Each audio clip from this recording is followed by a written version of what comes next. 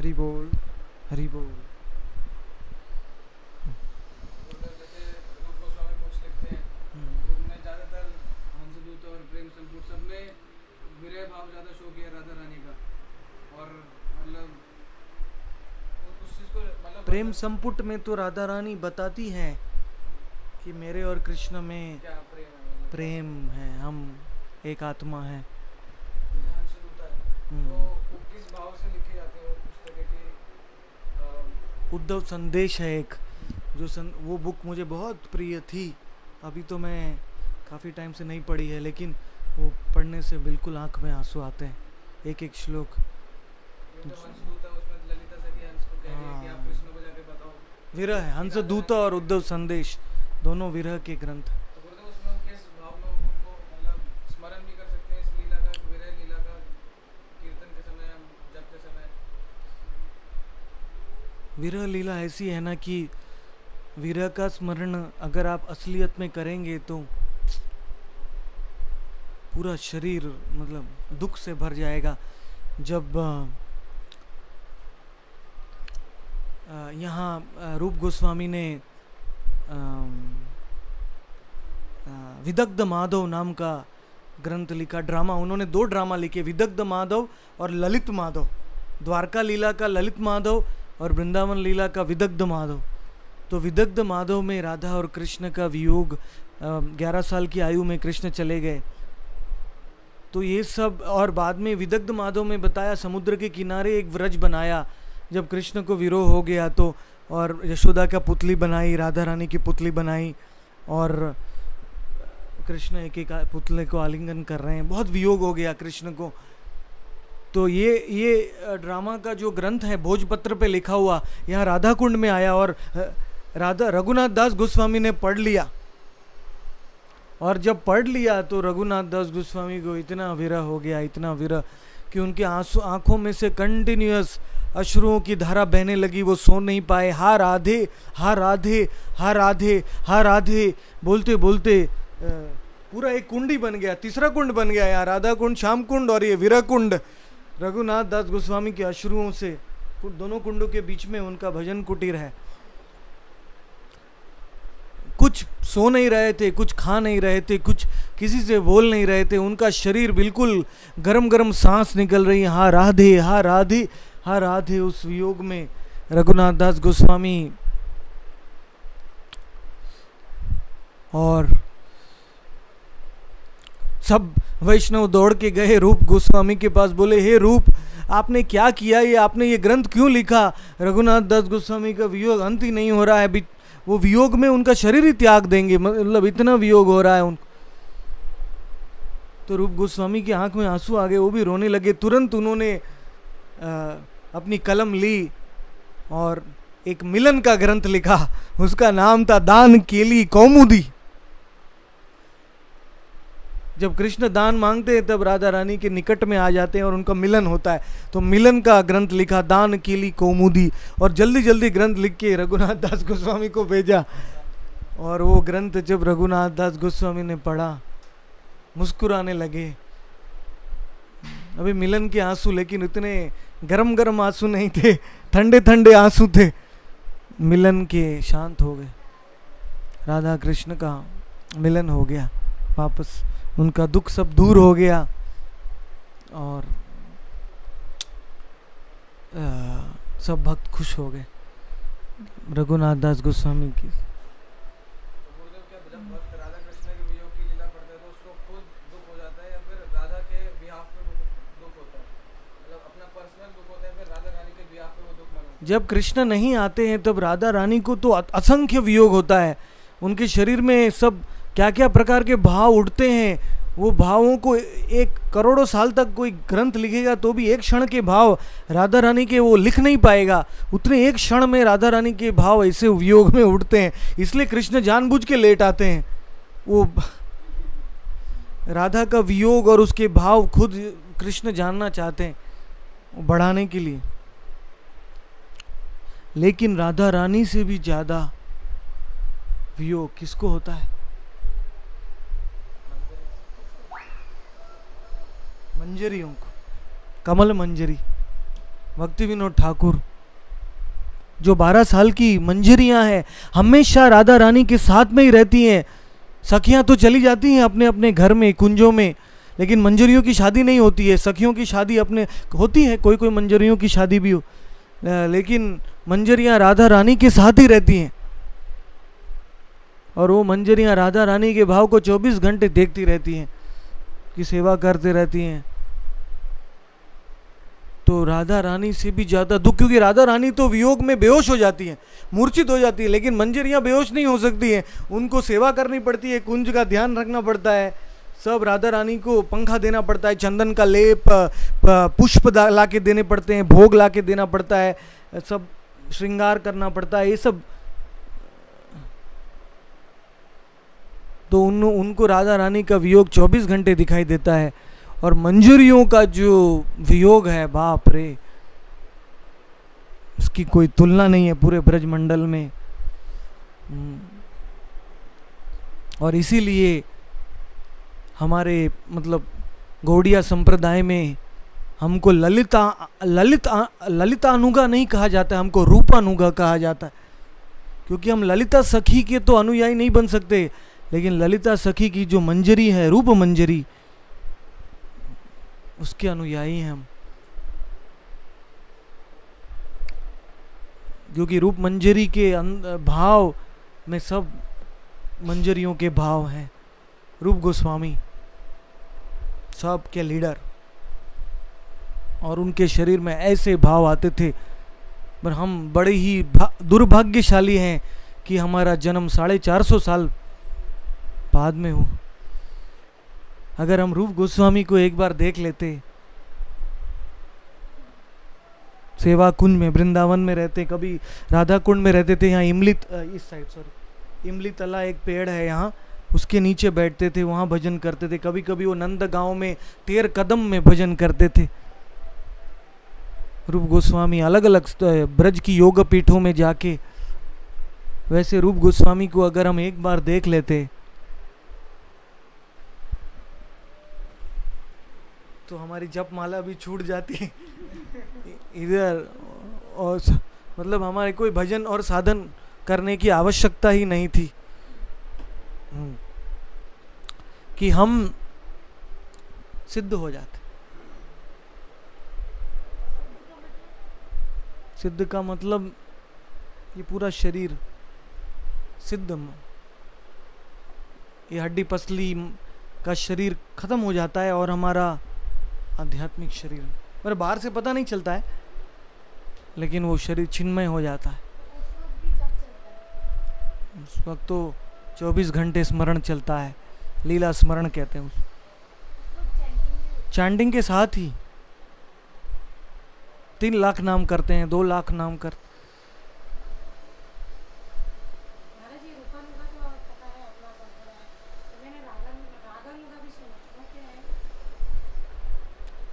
रागानुगा में कई कैटेगरी होती हैं, संबंधानुगा, संभोगानुगा, कामानुगा। मतलब जो पांडव हैं, पांडव द्वारका हस्तिनापुर के, वो पांडवों को भी रागानुगा भक्ति है, लेकिन उनकी संबंधानुगा रागानुगा भक्ति है। संबंध के साथ कृष्ण से प्रेम किया। गोपियों की कामानुगा है, काम से कृष्ण के साथ प्रेम किया। तो रागानुगा में कई श्रेणियां हैं।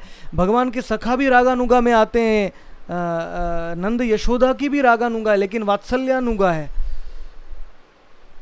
लेकिन रूपानुगा में केवल मंजरी, प्योर ये माधुर्य रस आता है।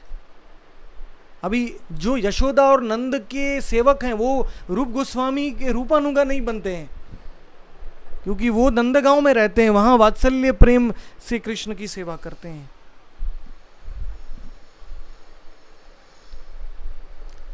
लेकिन थोड़ा कॉम्प्लिकेटेड है कि रूपानुगा कोई भक्त जैसे गौड़िया बन गया, माला करने लगा, तो अपने आप वो भक्ति रसामृत सिंधु उसने पढ़ा तो अपने आप वो रूपानुगा बन गया। लेकिन वो उसको रागानुगा भक्ति मिली भी नहीं हो, मतलब वो रागानुगा के स्तर पे नहीं पहुंचा हो, तो भी उसको रूपानुगा कह सकते हैं, क्योंकि ऑलरेडी वो कर रहा है फॉलो। लेकिन जब वो रागानुगा बन गया, वैदी मार्ग से ऊपर उठा कि वो नाम स्मरण, मुझे आज 16 माला करनी है, मुझे ये मालाएं करनी है, इसलिए नहीं करता है वो, उसको नाम में रस आता है इसलिए माला करता है वो, उसको रागानुगा कहते हैं। वो वैदी भक्ति को क्रॉस कर चुका है। और फिर रागानुगा में वो कौन से रस में कृष्ण के प्रति आकर्षित होता है,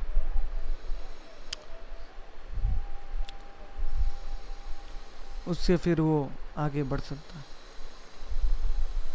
उसमें जैसे 4 प्रामाणिक संप्रदाय हैं और रघुदास माता में लिखा है कि हर संप्रदाय से महाप्रभु ने 2-2 चीजें दी। तो कुछ संप्रदाय जैसे श्री संप्रदाय में वो नारायण लक्ष्मी जी कर रहे हैं अगर भक्ति, तो उन आत्माओं का क्या जो नित्य संबंध है वो नारायण लक्ष्मी मतलब वैकुंठ में प्लैनेट्स में है या फिर कृष्ण के साथ नित्य संबंध है उनका?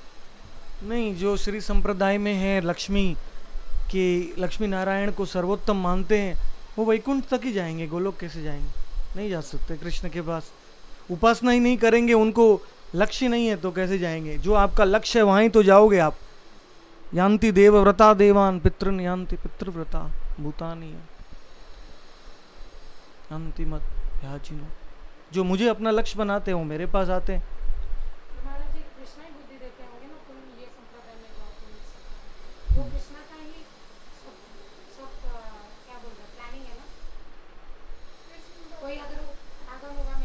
प्लानिंग कृष्ण का है और हमारी सुकृति के ऊपर भी है।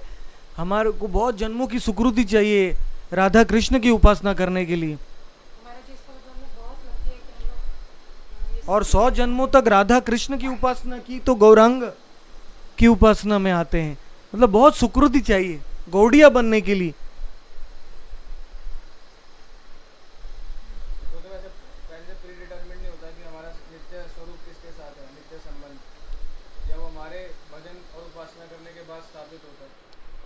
नहीं, हमारा स्वरूप तो आत्मा के अंदर है ही हमेशा,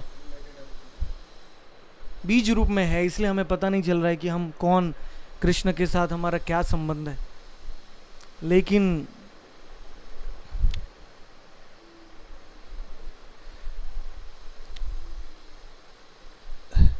शुरुआत में जब वो संबंध जागृत नहीं है तो वो भक्त को पता नहीं चलता मैं वैकुंठ में लक्ष्मी नारायण का भक्त हूँ या मैं राम सीताराम का भक्त हूँ या मैं राधा कृष्ण का भक्त हूँ। वो भक्त को पता नहीं है, इसलिए वो कोई भी संप्रदाय में चला जाता है। हाँ,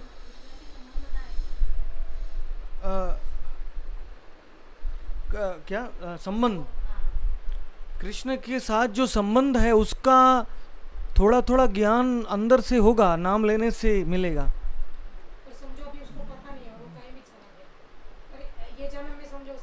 ये जन्म में उसने रामानुज संप्रदाय में किया तो उसको अगला जन्म गौड़िया संप्रदाय में, मतलब अगर उसका रस ऐसा है तो उसको आगे मिलेगा।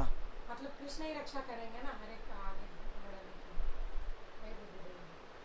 कुछ वहीं तक ऐसे आए थे ब्रजवासी पंडा लोग। एक फॉरेनर आया था अमेरिका से, प्रभुपाद जी का शिष्य। तो पंडा लोग बोले, अरे बहुत जन्म भक्ति करोगे तुम्हें ब्रजभूमि में वास मिलेगा, जाओ। उनको सब भक्तों को, क्या तुम जाके मतलब पुजारी तो पूजा कर रहा था तो प्रभुपाद के पास गया, बोलते प्रभुपाद बहुत जन्म लेने पड़ेंगे मुझे। प्रभुपाद ने बोला उसको जाके कहो तुम बहुत जन्मों तक ब्रज में पूजा करोगे फिर तुम गौरांग महाप्रभु के भक्त बन सकते।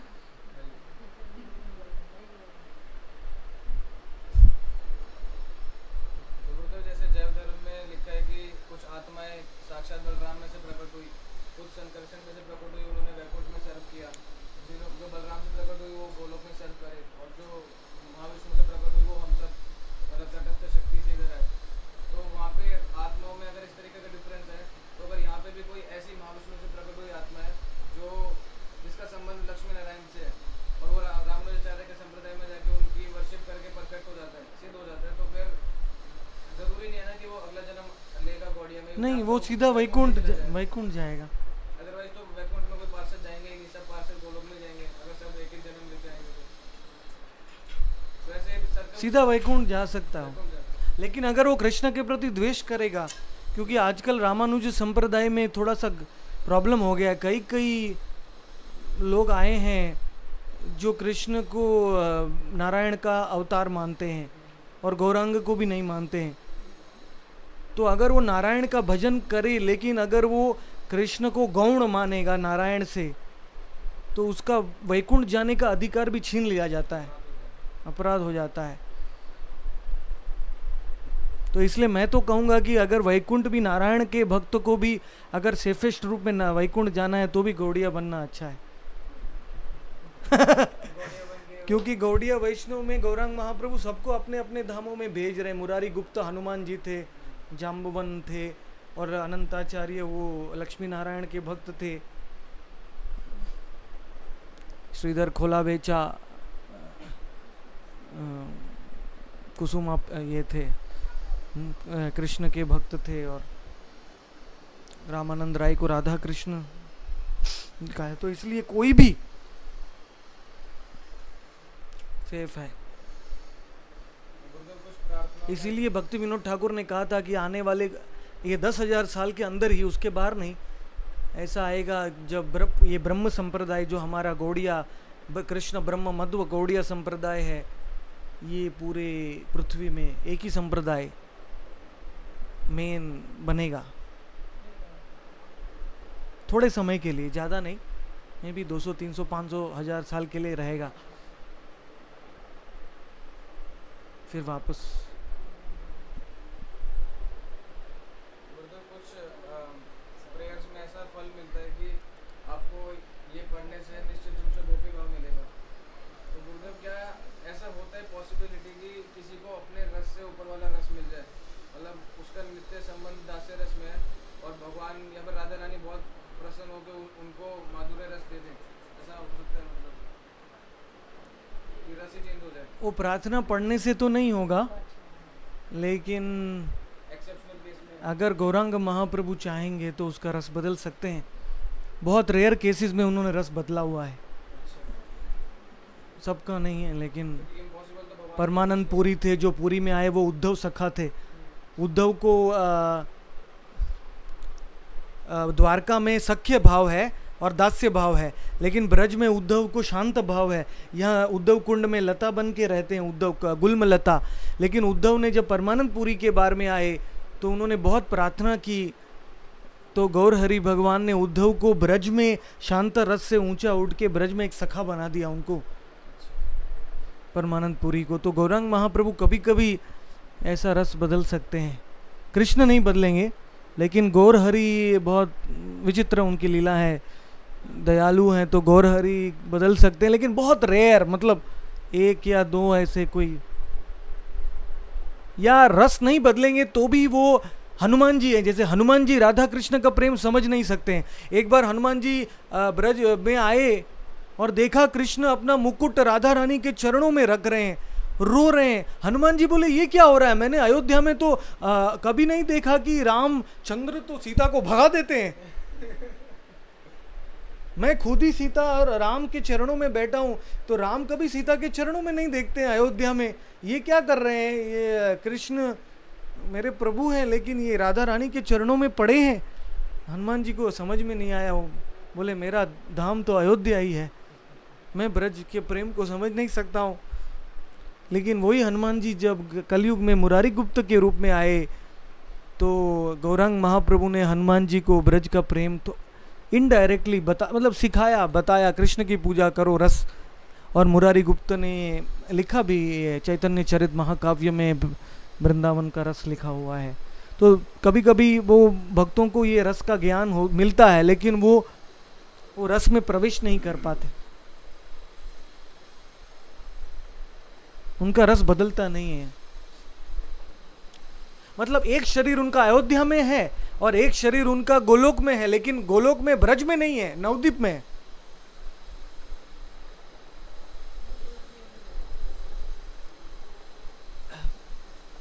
कोई गौड़िया, कोई लक्ष्मी नारायण का भक्त है, उसकी आत्मा में नारायण के साथ संबंध है, वो अगर गौड़िया वैष्णव बन गया, हमारे वो भी महामंत्र का जप किया कृष्ण का, तो उसको 2 शरीर मिलेंगे। अगर वो खाली नारायण की भक्ति करेगा, लक्ष्मी नारायण की, तो उसको एक ही शरीर मिलेगा। लेकिन वो गौड़िया बन गया तो उसको दो शरीर मिलेंगे। एक शरीर से वो वैकुंठ में लक्ष्मी नारायण के लोक में जाएगा, दूसरे शरीर से वो वैकुंठ के ऊपर, अयोध्या के ऊपर, द्वारका के ऊपर, मथुरा के ऊपर जो ब्रज गोलोक वृंदावन है वहाँ जाएगा। और वहाँ दो पार्टीशन है, कृष्ण अपनी लीला कर रहे हैं और दूसरे में गौरांग अपनी लीला कर रहे हैं। तो वो कृष्ण लीला में नहीं जाएगा वो, क्योंकि उसको ऑलरेडी एक शरीर नारायण के लोक में तो मिल चुका है, तो वो वहाँ ब्रज की में जाएगा। उसका दूसरा शरीर उसको गौरांग लीला में जाएगा। तो गौरांग लीला एक बोनस है, मतलब एक्स्ट्रा। आपकी कृष्ण लीला में एक स्वरूप होगा तो भी आपको एक स्वरूप गोलोक में मिल सकता है। आप अयोध्या में राम के लोक में होंगे तो भी आपको एक स्वरूप वहाँ। महाराज जी, पर ऐसे कैसे एक जन का दो शरीर कैसे हो सकता है? तो उसको मतलब आप चीज समझो, गौरांग लीला में गए, हरिनाम कीर्तन में, तो वो तो वहाँ आनंद ले रहा है कि वो वहाँ कैसे ले? नाचते नाचते नाचते वो वहाँ पुरुष का शरीर है। गौरांग के समूह में नाचने के लिए पुरुष का, गौरांग के सखा, मतलब छोटे छोटे सब 15 साल के सब किशोर हैं, किशोर। और दूसरे साइड आप रासलीला करने के लिए किशोरी। तो आप कहेंगे एक साथ दो कैसे हो सकते हैं? अभी क्या हो गया कि कृष्ण भगवान ने खुद दूसरा स्वरूप ले लिया गौरांग का। तो कृष्ण ने बोला कि मैं अगर दो साइड में एंजॉय कर सकता हूं तो सब आत्माओं को भी चांस मिलना चाहिए। मैं अगर रासलीला करूं और संकीर्तन करूं नाचते नाचते, अगर दो साइड में मैं एंजॉय करूं तो जीवों को भी, अगर, क्योंकि मुझे वहां भी भक्त चाहिए मेरे साथ नाचने के लिए। अगर सबको रासलीला में रख दूंगा तो यहाँ कौन आएगा? यहाँ कौन आएगा? रासलीला कौन करेगा? तो इसलिए हर एक एक प्लैनेट का पार्टीशन होता है गोलोक में, या फिर दो प्लैनेट्स होते हैं, या इनकॉन्सीवेबल है? नहीं, गोलोक में बेसिकली दो ही पार्टीशन है। गोलोक की पंखुड़ियां जो है बाहर की, वहाँ ऐश्वर्य गोलोक है। वहाँ राधा और कृष्ण सिंहासन पे बैठते हैं, ये ब्रज के गलियों में खेलते नहीं हैं, और राजा और रानी की तरह बैठे।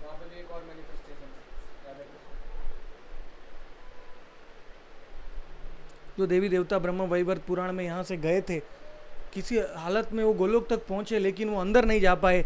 वो राधा और कृष्ण ऐश्वर्य गोलोक तक पहुंच पाए, देवी देवता लोग। राधा कृष्ण सिंहासन पे बैठे हैं और वो दर्शन कर लिए उन्होंने, लेकिन ब्रजभूमि का दर्शन नहीं कर।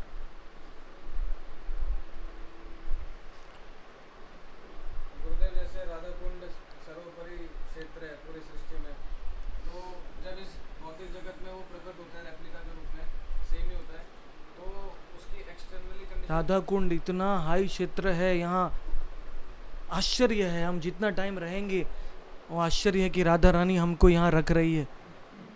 क्योंकि अभी समाचार आया कि महानिधि महाराज के सब शिष्य राधा कुंड छोड़ के जा रहे हैं। बड़ा दुख की समाचार है।